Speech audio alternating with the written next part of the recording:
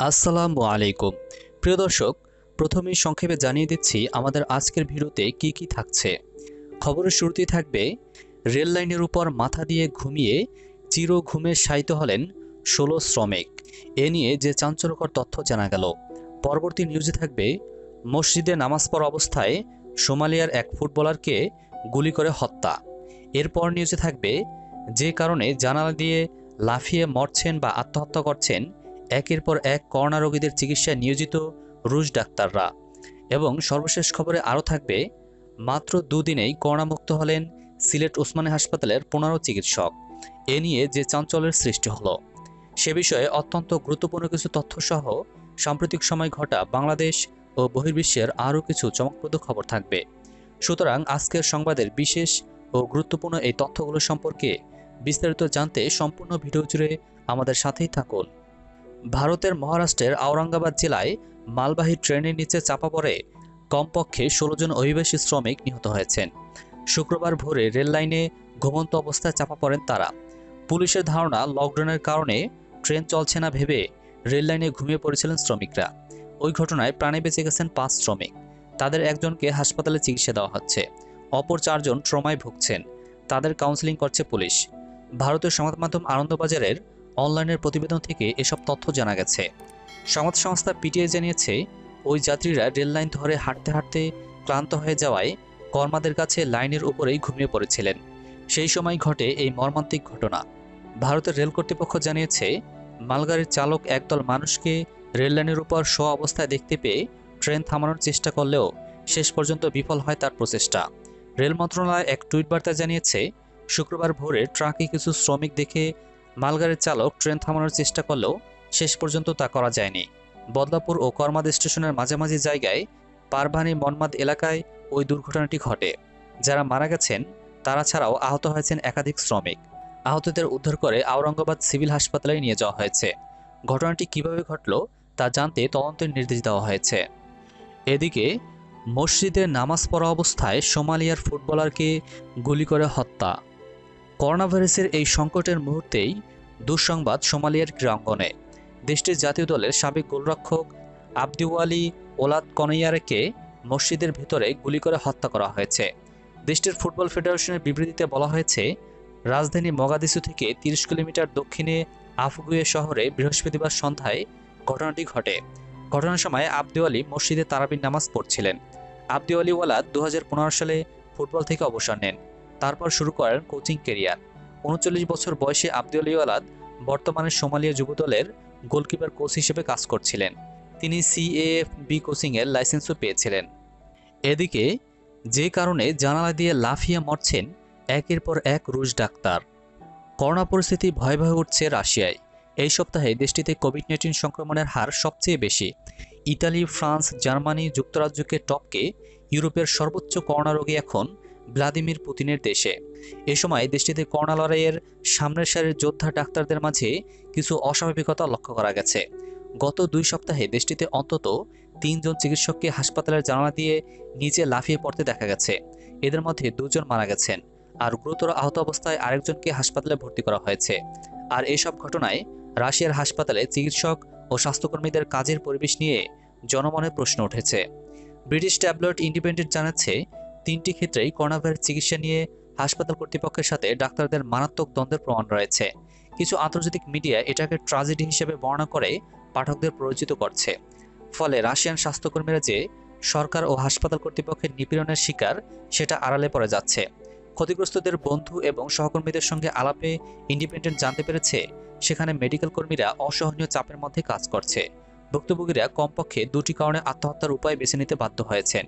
প্রথমত, অদৃশ্য ঘাতকের মুখোমুখি হয়ে কাজ করার সময় অপর্যাপ্ত সুরক্ষা ব্যবস্থা এবং ম্যানেজমেন্ট কর্তৃক সুযোগ সুবিধাকে অগ্রাহ্য করা ও পর্যাপ্ত চাপ দেওয়া। বেরোনেস শহরে অ্যাম্বুলেন্সের ভিতর জরুরি চিকিৎসা দিয়ে থাকেন আলেকজান্ডার শুলেপভ। গত শনিবার হাসপাতালের জানালা দিয়ে লাফিয়ে পড়েছিলেন তিনি। তার অবস্থা এখন আশঙ্কাজনক। নোভোসামান্স্কায়া হাসপাতালের ৩য় তলা থেকে লাফিয়ে পড়েছিলেন শুলেপভ।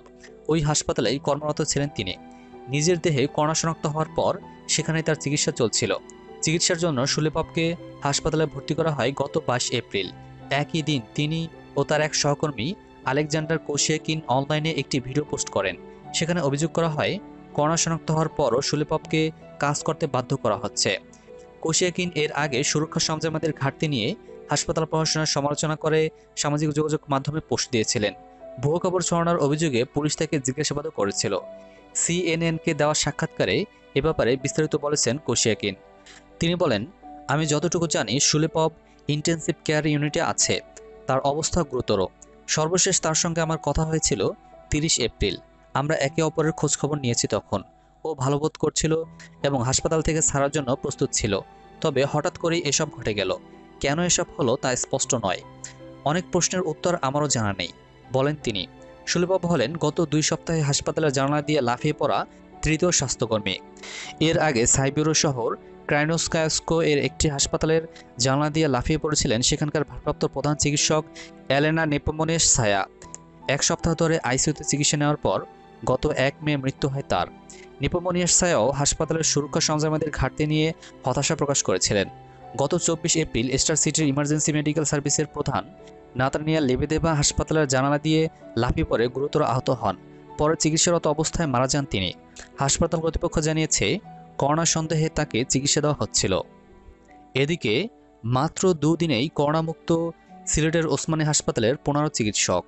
Sylhet MG Osmani medical college হাসপাতালের 16 ইন্টার্ন চিকিৎসকের করোনা ভাইরাস শনাক্ত হওয়ার 2 দিনের মাথায় দ্বিতীয় দফায় পরীক্ষায় 15 জনেরই রিপোর্ট এলো নেগেটিভ, অর্থাৎ তাদের শরীরে করোনা ভাইরাস নেই, তারা সবাই করোনামুক্ত। এ নিয়ে ওসমানী হাসপাতালে তোলপাড় চলছে। পূর্বের পরীক্ষায় ভুল ছিল নাকি সত্যিই তারা 2 দিনে সুস্থ হয়েছেন তা নিয়ে খতিয়ে দেখছেন সংশ্লিষ্টরা। 16 জনই ওই মেডিকেল কলেজের 53তম ব্যাচের শিক্ষানবিশ বা ইন্টার্ন চিকিৎসক, আর তাদের মধ্যে 15 জনই নারী। গত সোমবার রাতে তাদের নমুনা পরীক্ষার রিপোর্টে 16 জনের করোনা পজিটিভ আসে। শনাক্ত হওয়াদের শরীরে করোনা উপসর্গ ছিল না, তারা সবাই সুস্থ ছিলেন। এ কারণে বৃহস্পতিবার আবার তাদের নমুনা সংগ্রহ করে পরীক্ষা করা হয়। দ্বিতীয় দফার এই পরীক্ষায় রিপোর্ট নেগেটিভ আসে 15 জনের। দ্বিতীয় দফায় করোনা শনাক্ত হওয়া অপর ইন্টার্ন চিকিৎসক শামসুদ্দিন হাসপাতালের করোনা আইসোলেশন ইউনিটে চিকিৎসাধীন রয়েছেন। 23 এপ্রিল গাজীপুর ফেরত ওসমানী হাসপাতালের এক ইন্টার্ন চিকিৎসকের করোনা ধরা পড়লে ওই 16 চিকিৎসক ওই দিন থেকেই কলেজের ইন্টার্ন হোস্টেলে কোয়ারেন্টাইনে আছেন। ওসমানী মেডিকেল কলেজ হাসপাতাল সূত্রে জানা যায়, 23 এপ্রিল গাজীপুর থেকে আসা হাসপাতালের এক ইন্টার্ন চিকিৎসকের করোনা শনাক্ত হয়। এরপর বাইরের বিভিন্ন জেলা থেকে সিলেট আসা 74 ইন্টার্ন চিকিৎসকের হোস্টেলে কোয়ারেন্টাইনে রেখে নমুনা সংগ্রহ করা হয়। এর মধ্যে 16 জনের করোনা শনাক্ত হয়। শনাক্ত হওয়া 16 জনের মধ্যে 15 জনই নারী। আর আক্রান্তদের শরীরে কোনো উপসর্গ না থাকায় কলেজ হোস্টেলেই আইসোলেশনে রাখা হয়। মঙ্গলবার ফের তাদের নমুনা সংগ্রহ করে পরীক্ষার জন্য নেওয়া হয়।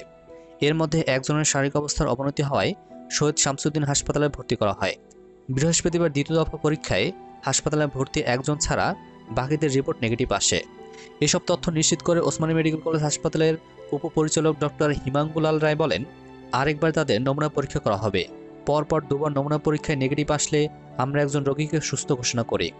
প্রথমবার পজিটিভ এলেও 2 দিন পর দ্বিতীয় দফায় 15 চিকিৎসকের করোনা নেগেটিভ এসেছে, বলেন তিনি। এদিকে করোনা থেকে সুস্থ হয়েই স্ত্রীকে ডিভোর্স দিলেন প্রধানমন্ত্রী বরিস জনসন। করোনা থেকে সুস্থ হয়ে ফিরে ভারতীয় বংশোদ্ভূত স্ত্রী মারিনা উইলারের সাথে জনসনের বিবাহ বিচ্ছেদের প্রক্রিয়ায় আইনি সিলমোহর পড়েছে। প্রথম কোনো ব্রিটিশ প্রধানমন্ত্রী যিনি পদে থাকাকালীন সময়ে সঙ্গিনীকে ডিভোর্স দিয়েছেন। পদে থেকে সঙ্গিনীকে ডিভোর্স 250 বছর পর ব্রিটিশ ইতিহাসের প্রথম প্রধানমন্ত্রী হিসেবে রেকর্ড গড়লেন বরিস জনসন। উল্লেখ্য, সদ্য করোনা ভাইরাস সংক্রমণ থেকে সুস্থ হয়ে ফিরেছেন বরিস জনসন। নিজেই জানিয়েছেন তার মৃত্যুর সংবাদ ঘোষণার জন্য প্রস্তুত ছিলেন চিকিৎসকরা। 1993 সালে প্রথম স্ত্রী অ্যালেগ্রা মোস্টাইন আওয়েনের সাথে বিবাহ বিচ্ছেদের মাত্র 12 দিনের মধ্যেই মেরিনা উইলারকে বিয়ে করেন বরিস। মেরিনার বাবা একজন সাংবাদিক এবং তার মা ভারতীয় বংশোদ্ভূত। ইউরোপীয় এক স্কুলে একসঙ্গে পড়াশোনা করেছিলেন জনসন ও উইলার। জনসন ও উইলারের 2 ছেলে ও 2 মেয়ে রয়েছে। 2018 থেকে তাদের বিবাহ বিচ্ছেদের প্রক্রিয়া শুরু হয়েছিল, আর 2 বছর পর তা শেষ হলো। উইলারের সঙ্গে ডিভোর্সের ফলে এবার প্রেমিকা তথা বাগদত্তায় কেরি সাইমন্ডসকে বিয়ের রাস্তায় কোনো বাধা রইল না জনসনের। গত 29 এপ্রিল লন্ডনের এক হাসপাতালে ছেলের জন্ম দিয়েছেন বরিস জনসনের প্রেমিকা কেরি। প্রসঙ্গত, জনসনের আরও 5 সন্তান রয়েছে। এদিকে পাকিস্তানে আগ্রাসন চালাতে পারে ভারত, বললেন ইমরান খান। মিথ্যা অজুহাত তুলে ভারত পাকিস্তানের বিরুদ্ধে সামরিক আগ্রাসন চালাতে পারে বলে সতর্ক করে দিয়েছেন দেশটির প্রধানমন্ত্রী ইমরান খান। তিনি বলেছেন, দুদেশের মধ্যে চলমান উত্তেজনা ও অনুপ্রবেশের অজুহাতকে কেন্দ্র করে ভারত এই আগ্রাসন চালাতে পারে। ব্যক্তিগত টুইটার পেজে এক পোস্টে এসব কথা বলেন ইমরান খান। এর আগে ভারত অভিযোগ করেছে, কাশ্মীরে যে অস্থিতিশীলতা চলছে তার পেছনে পাকিস্তানের উস্কানি রয়েছে। ইমরান খান বলেন, ইসলামাবাদের বিরুদ্ধে আগ্রাসন চালানোর ব্যাপারে ভারত অজুহাত খুঁজে বেড়াচ্ছে বলে আমি বহু আগেই বিশ্বকে সতর্ক করেছি। সম্প্রতি নিয়ন্ত্রণ রেখা থেকে ভারতের অভ্যন্তরে অনুপ্রবেশ ঘটেছে বলে দিল্লি যে অভিযোগ করেছে এটি সেই এজেন্ডারই অংশ। পাক প্রধানমন্ত্রী ভারতের ক্ষমতাসীন বিজেপি দলের সমালোচনা করে বলেন, তাদের অনুসৃত নীতির কারণে দক্ষিণ এশিয়ার নিরাপত্তা মারাত্মকভাবে বিপদের মুখে পড়তে পারে।